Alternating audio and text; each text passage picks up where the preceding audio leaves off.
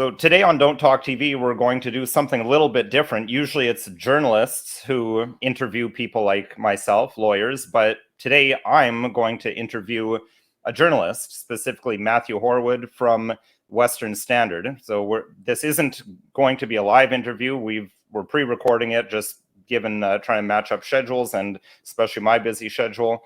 But I think it's going to be a fantastic, very interesting interview, and I'm sure you'll enjoy it as well.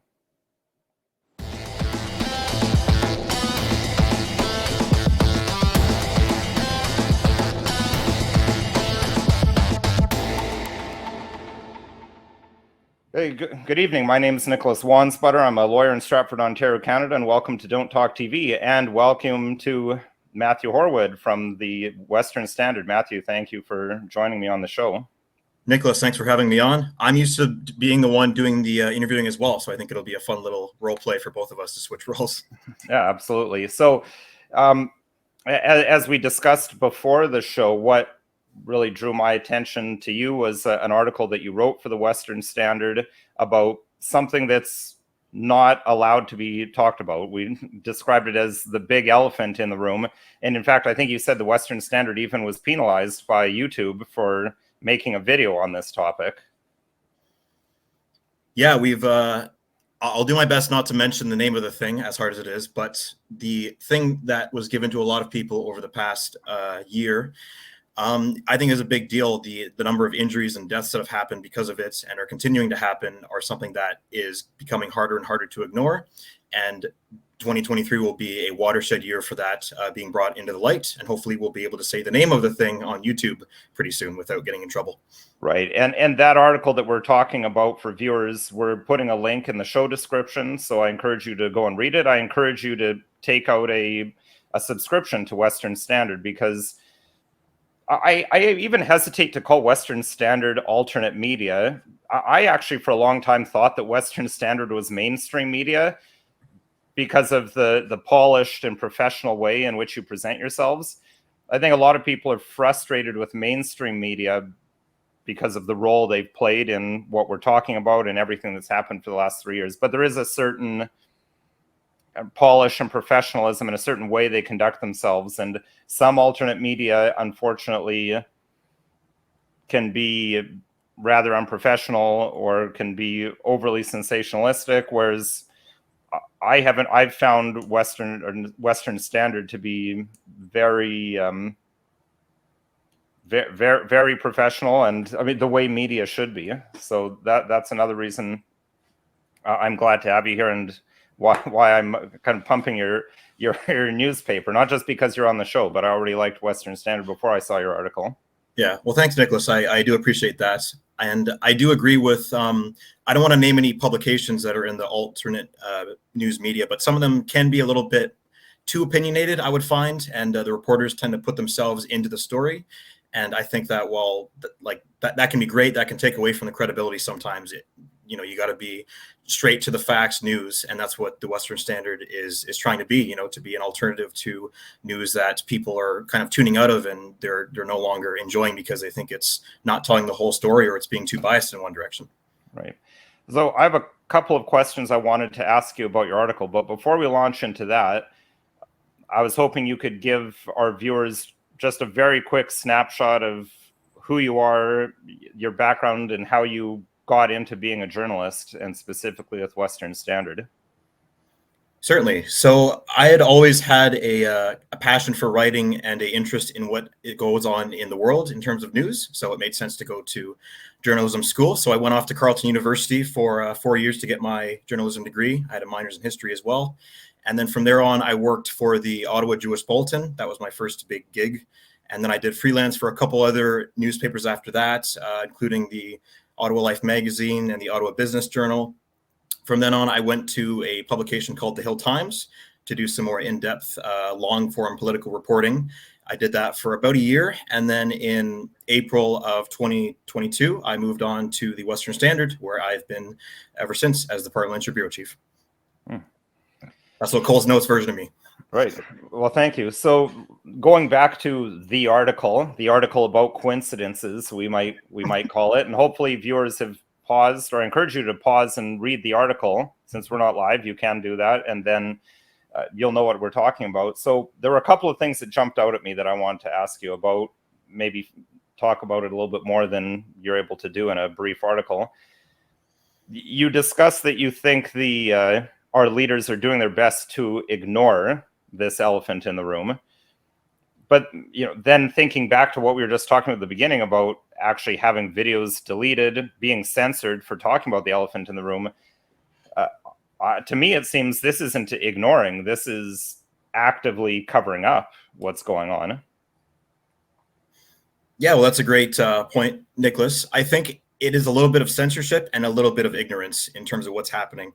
I mean, I've talked to over 200 people who have said that they've been injured from these things and that they've had blood clots, heart attacks, neurological symptoms. They've known people that have passed away. And yet my main criticism has been the media not covering this, especially like the CBC, just completely ignoring anything of the sort.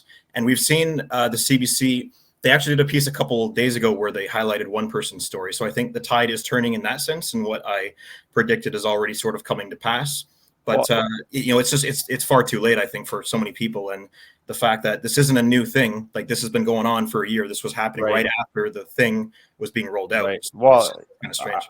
I think you're right. It is far too late because we are many months removed from when people were being forced to take this. I mean, these are discussions that should have happened before anyone was forced into anything, when we were at the stage of people still having informed consent or having in theory, the ability to inform consent, and having these discussions in order to inform that consent.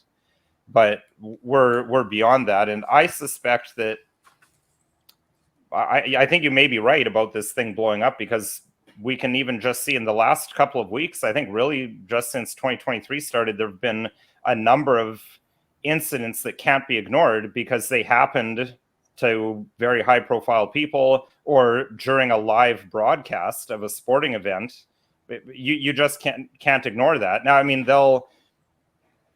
this comes back to the censorship, and maybe it's the good intentions that they think, well, we don't want people to be scared away from this panacea.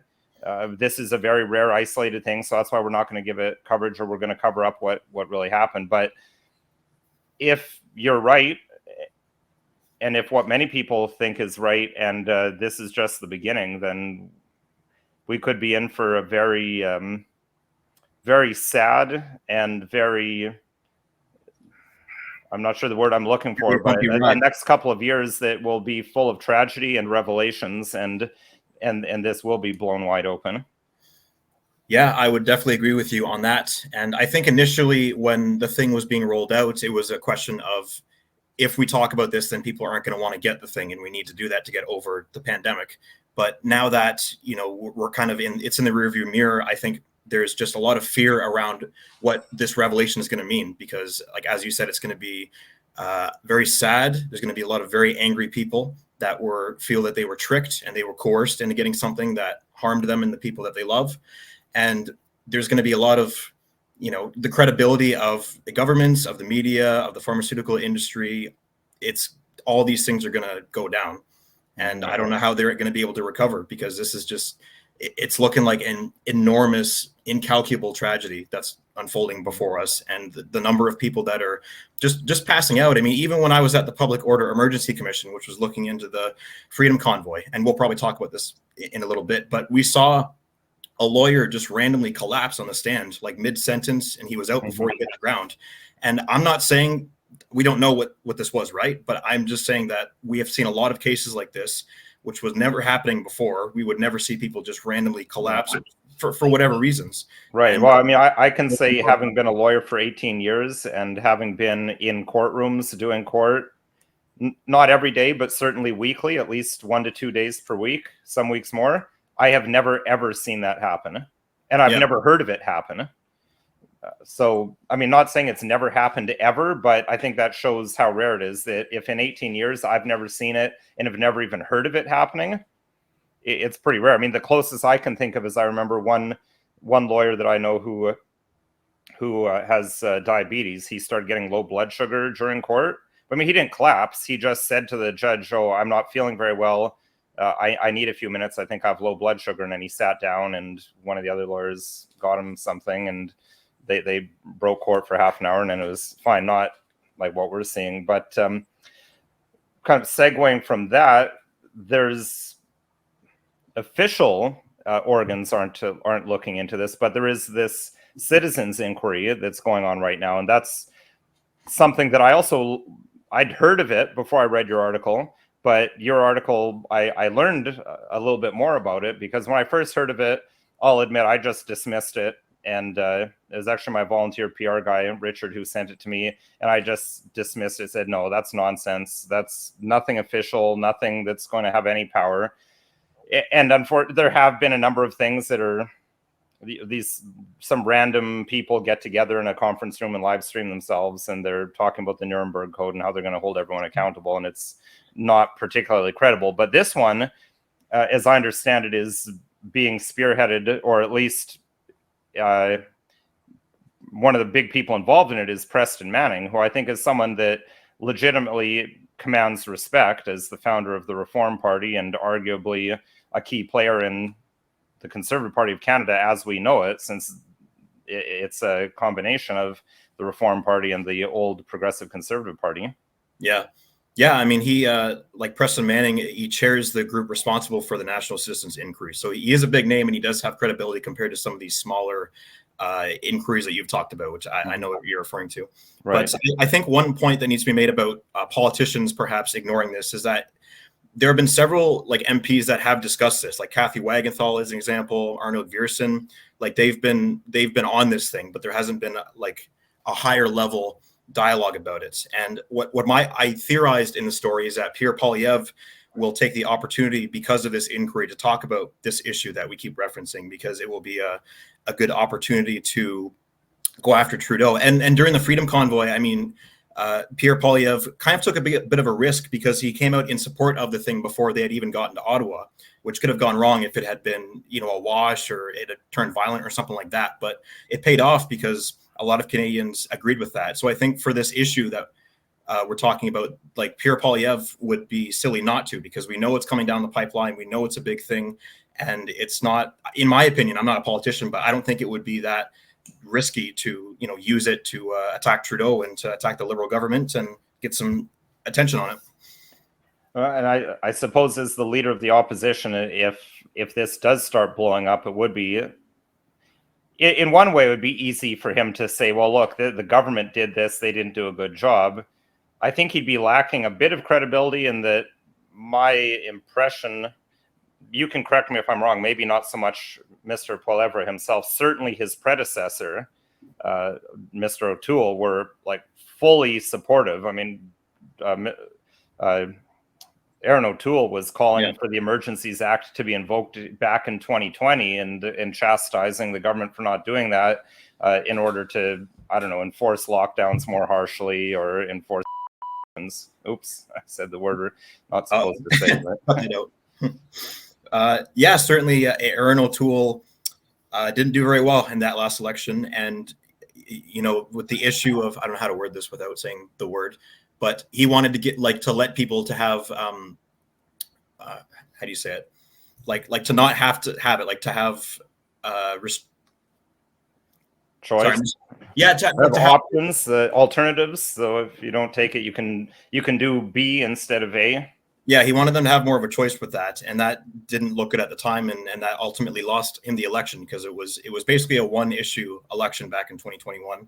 I think that the Conservatives have learned from that. They've learned not to fall into the Liberals' frame of just responding to what the agenda that the Liberals set, and I think that will benefit Poilievre in whenever the next election is held. So if I'm clear, I mean, because some people could argue that the reason the Conservatives lost is because they were insufficiently in favor of forcing this thing on people, because that was the Liberal Party of Canada position. But is your view that the Conservatives lost because they didn't differentiate themselves enough from the Liberal Party platform, and they would have done better if they had gone in a completely different direction, like been more stridently of like, no, you don't need to do either of these things. You just have medical free choice? Yeah, it's tough. I think to have won during that election, you almost would have had to have been as strict as Trudeau when it came to mandating these things, because just the public opinion was only one way and there was no way to get around it. I mean, you saw the vitriol that was directed towards people who didn't want to get the thing. But I think in terms of things outside of that issue, just, yeah, being differentiating the Conservatives' views from what the Liberals wanted to do. Like, it kind of seemed like, you know, they weren't calling for anything that was more unique or that would really benefit Canadians. It was sort of just mixing together. And then it was just this one issue that to win that, it would have been tough. It was, I think Trudeau called an election at the exact right time, and he really manipulated public opinion. Well, and that's why he called it then, I'm sure, because if you're going to call an early election, you want to do it strategically. And I think they did do it strategically, and they picked the exact right moment for that election. And that's why we're not having another election. And I don't know what you think, but it seems to me highly unlikely that we'll have another election before 2025, unless they think that things are going to get even worse for them and they need to try to salvage something by having an earlier election. Yeah, it's a good point. I mean, I've spoken to a member of the Conservative Party, like not a member, but like his press secretary of Pierre Poilievre, and he said he was concerned that if we don't have the election this year or next year, then the economic troubles that we're going through are going to get better, and then Trudeau is going to, be reelected again. Because if the election were to be held this year, I think it would be a blowout for Pierre Poilievre. Like, Trudeau would definitely lose. There's too many economic issues. There's too many, scandals he's been through. But the longer we wait, and perhaps if the economic issues get better, then it would be tough for Pierre to get in. I mean, from where I'm sitting, that seems hopelessly optimistic to think that the economic situation is going to improve anytime soon. But as I said at the beginning of the show, I frankly don't. I frankly pay more attention to Polish politics than Canadian politics.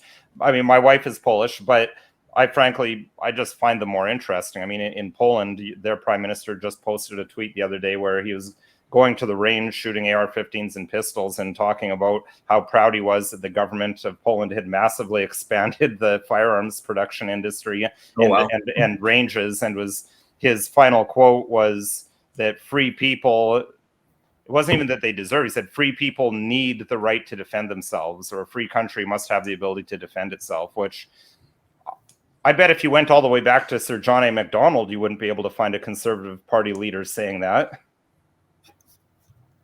Yeah, it's funny. It's funny that it's so different in Poland versus Canada. I mean, the gun issue, I think Trudeau is, like, he's been a little bit deceptive on it, because he said that, he wasn't going to go after hunting rifles. They said that for a couple of weeks.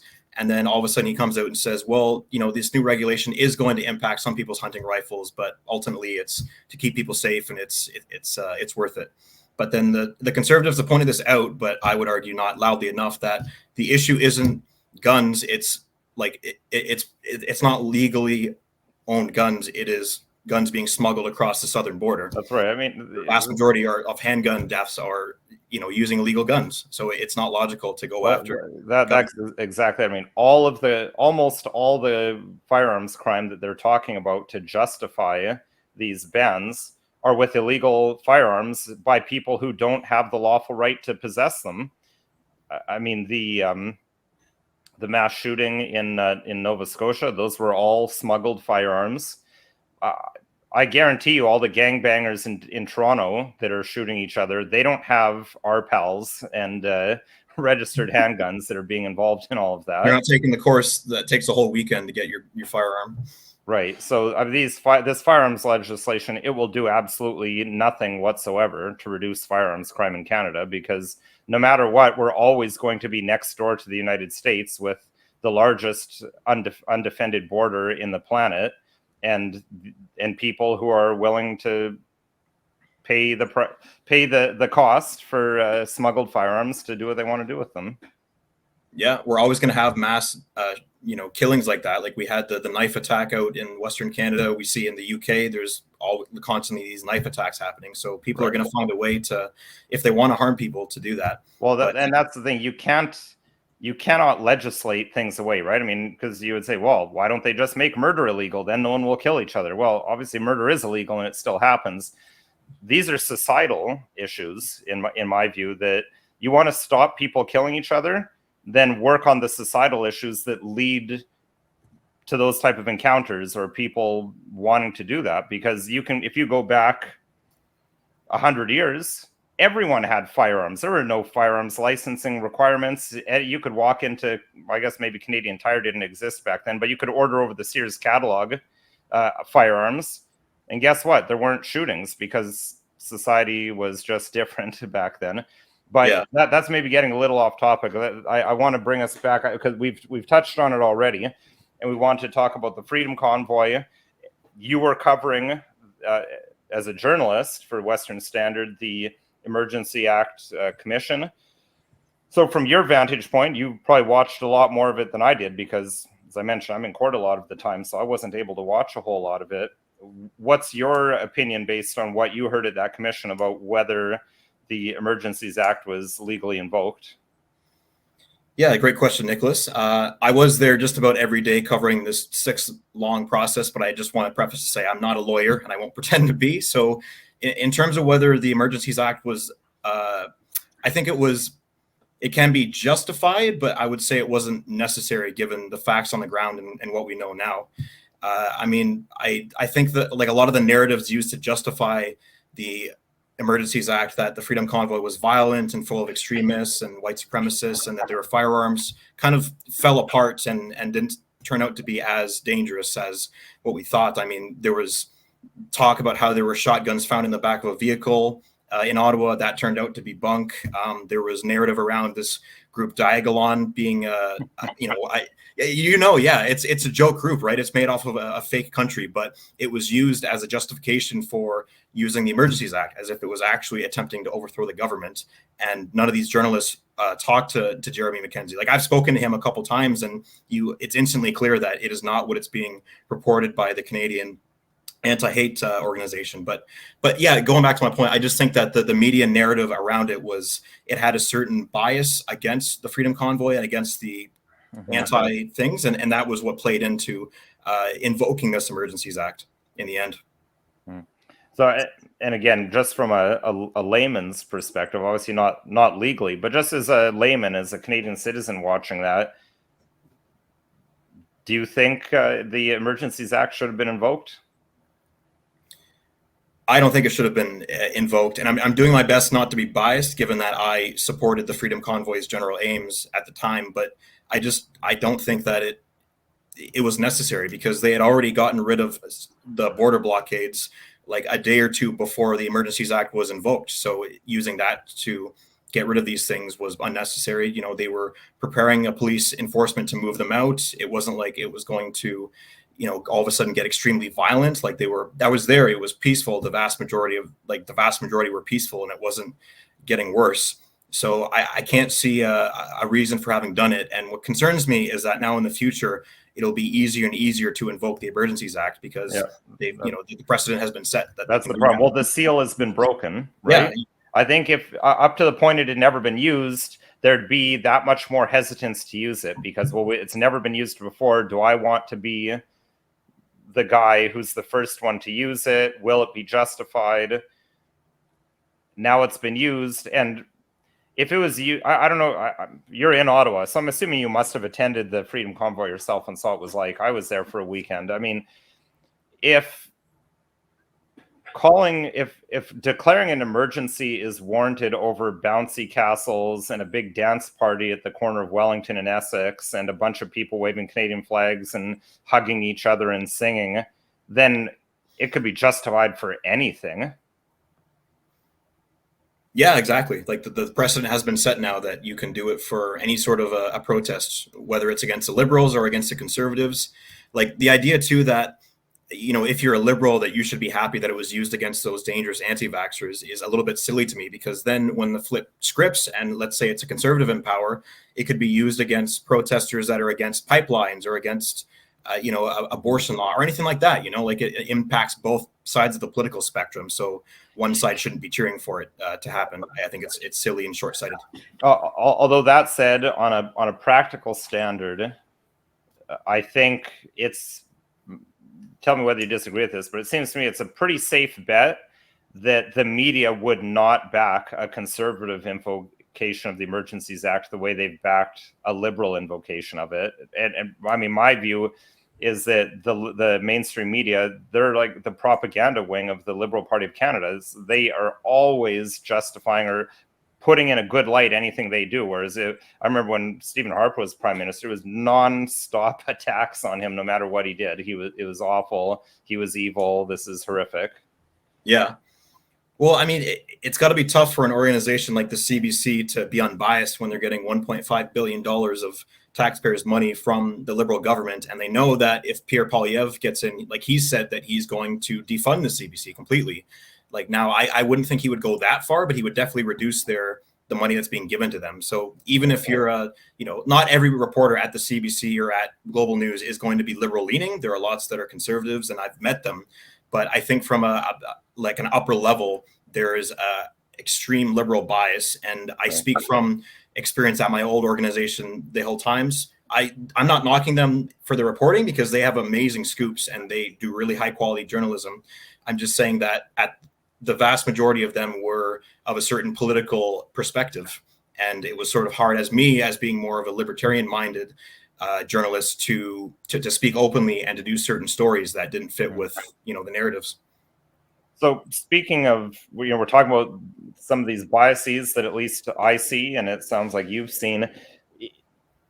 Is there a governing body that governs ethics of journalists? Because we've started to see these governing bodies that normally never hear about showing themselves a lot more in society recently, with Dr. Peterson now being hauled in front of the College of Physicians and Surgeons for some mean tweets. You've seen a lot of doctors pulled in front of the college, and you hear about some other things. Is there anything like that for journalists?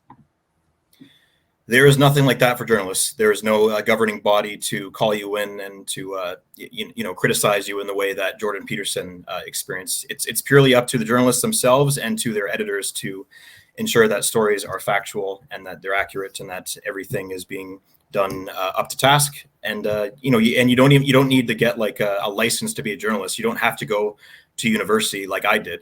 I mean, you could have a communications degree like my old boss did at the Ottawa Jewish Bulletin, or you could have no degree at all and just have good quality writing. But it's not nearly as strictly enforced as other careers. Well, it sounds like compared to other professions, journalism is the Wild West. So how do people, do you have any thoughts on how viewers and readers, how they can try to discern what's what they're reading is true or what's fake media, or who they should listen to? That's a good question, but it's a tough one. I would say first of all, when you see a screenshot of an article on Twitter, you need to check to see if that is accurate, because a lot of people will fall for fake article names. And I know a guy on Twitter who actually makes them as jokes. Like they're just completely out, like they're not true at all, but people believe them, and then they go along with narratives that aren't true at all. So you have to, I hate to use the word fact checker because I know fact checkers are sometimes kind of gatekeepers and they themselves tell lies, but you need to do your own fact checking and just do a quick Google search of an article that you see to ensure that if it exists at all. But in terms of ensuring whether or not organization is doing good work, you just got to read more of their articles, see what their bias is. Understand that every single news organization has some sort of a bias, and every reporter has biases as well. And sometimes they're not very good at, putting them down and hiding them. So you need to question, like, what is the narrative being spun by this article? What is the reporter perhaps trying to get me to believe? And is it in my best interest to believe what they're telling me? And it doesn't matter what side of the political spectrum you are, you need to be wary of that, in my opinion. But in your courses that you took a journalism in university. Do they teach any sort of ethics that you're at least notionally supposed to adhere to? Yeah, of course they do. Like being factually accurate is a huge part of being in university, obviously, for journalism, and you will like fail if you get facts wrong, and they will fact check you. So they were good about that. They put a lot of importance on getting it right. I think it's just when you get into the industry right now, especially, they want to get clicks and they want to get view counts and they want to get as many stories out the door as possible. So being factually accurate can sometimes inadvertently take a back seat because there's just not enough time or resources to be spent going after that. And this happens in the mainstream media, and sorry to say, it happens with alternative media as well, I've seen.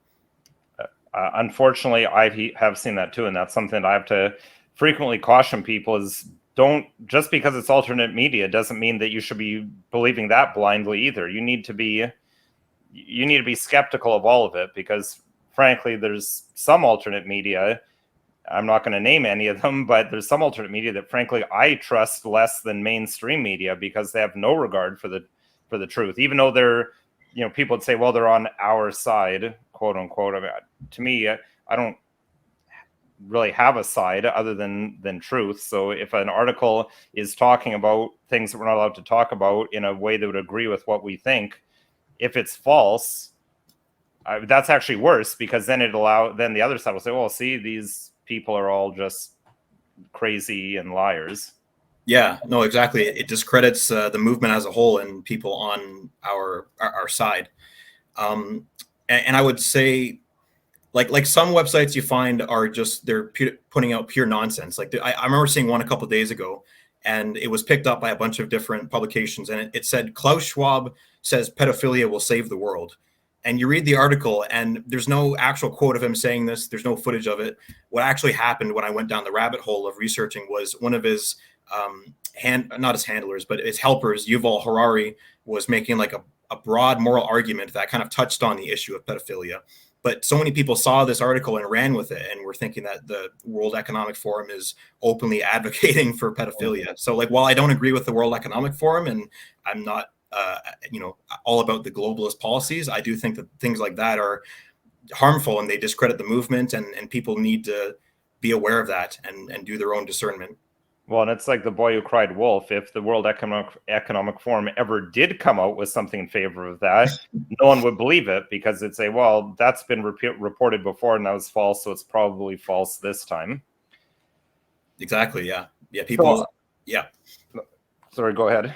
No, I'm just saying that people need to be their own fact checkers and do their own discernment, because we're in such an insane information space where we're getting so many different facts and opinions every day that it's no longer enough to just trust one news source or one person to tell you what the truth is. You need to do it on your own. And that's tough. And they don't teach you how to do that in school, or even in, maybe journalism school as much as they perhaps should. But that's a skill that needs to be worked on for everybody, I think.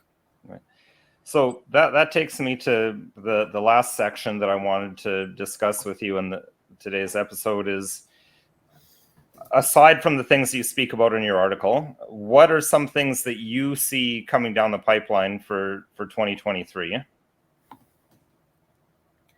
It's a good question. I think that from what I've seen so far, the narrative around the virus and pandemics is sort of coming apart. I certainly in my own life don't see nearly as many people concerned about viruses and getting sick, and certainly nobody wants to go back to more invasive measures in order to keep people safe. Like that is done, and there's no politicians out there that want to push for that right now.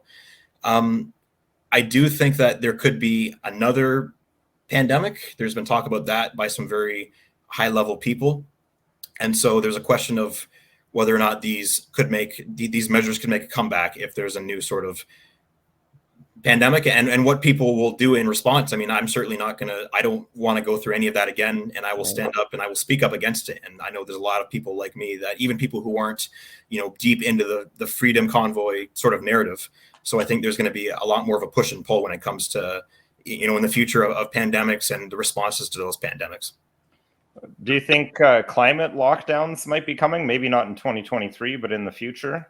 That's definitely going to be the big story of the next decade. I do think that the fear about climate change and about resource depletion and all these things is going to ramp up, and it's going to be used as an excuse to take away more people's freedoms. And I think like what we've seen over the last couple of years is just and maybe a couple decades. I mean, I'm a young guy, but you could argue about that with 9/11. Is that fear is used as an excuse to take people's freedoms away, and people are manipulated into being terrified, and sometimes it's not justified. But then you lose more and more of those things inch by inch over the course of many years. Well, and I do think that climate change will be a part of that as well. I'd agree absolutely. I mean, I'm not exactly sure how old you are. We didn't cover that, but I mean, I'm old enough that I was in law school when 9/11 happened. Yeah, I'm 27, so I don't remember the towers coming down. Right. I mean, I remember I actually watched the towers coming down live on TV, and it was a Tuesday. I remember because I was still in the Army Reserves then in the Royal Winnipeg Rifles, and I remember watching those towers collapse. I thought, I'm going to go in tonight for our Tuesday night parade, and I'm not going to be coming home.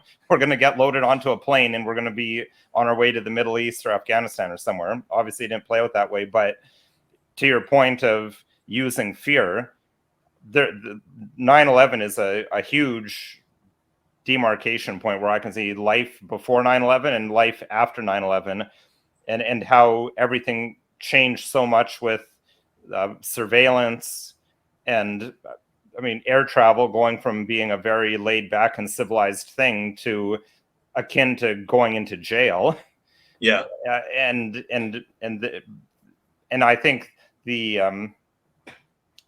pandemic, that was the next phase of that. Now we're, instead of weaponizing terrorism, the fear of terrorism, we're going to weaponize the fear of getting sick, and weaponizing the fear of climate change. That does seem to be next. I don't think you're Nostradamus to be saying that, or need to be. I mean, I think there's some city in Britain, isn't it Manchester or some other city, that they actually are going to start be doing climate lockdowns on a rotating basis, where people in this neighborhood, you're locked down for this day of the week. People in that neighborhood, you're locked down for another day of the week. Yeah, I have heard of it, but I don't have all the facts on it, so I don't want to. I think what you're saying is accurate in that there will be certain sectors of the city where travel in the vehicle from one sector to another will be reduced, or not outright banned, I don't think, but it is some sort of narrative like that. We could see that happening over the, slowly, bit by bit, because you have to do these things slowly. You can't all of a sudden come out and say everybody's in a climate lockdown to save the planet, because people will just revolt. But if you do it, they'll just start driving, whether they're allowed to or not. I'm going to drive around. But if you do it slowly, then people will get acclimated to it, and you'll be able to, in 20 years, you're somewhere you never thought that you would be.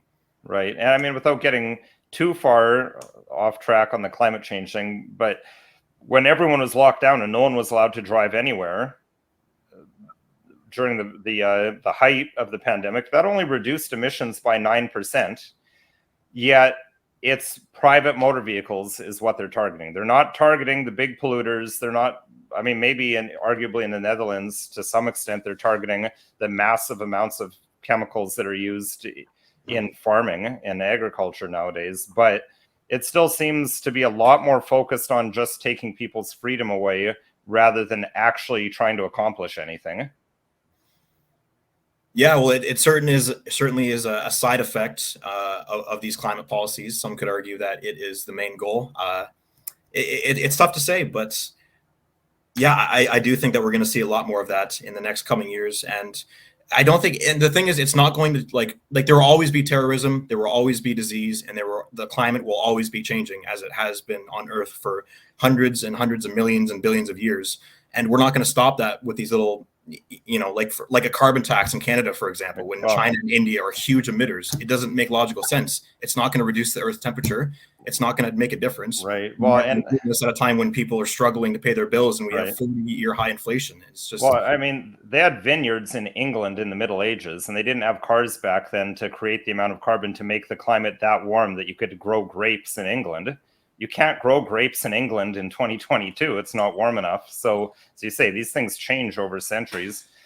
But switching gears, free speech, we touched on that a little bit. We mentioned Dr. Peterson being dragged in front of his, for discipline in front of his governing body.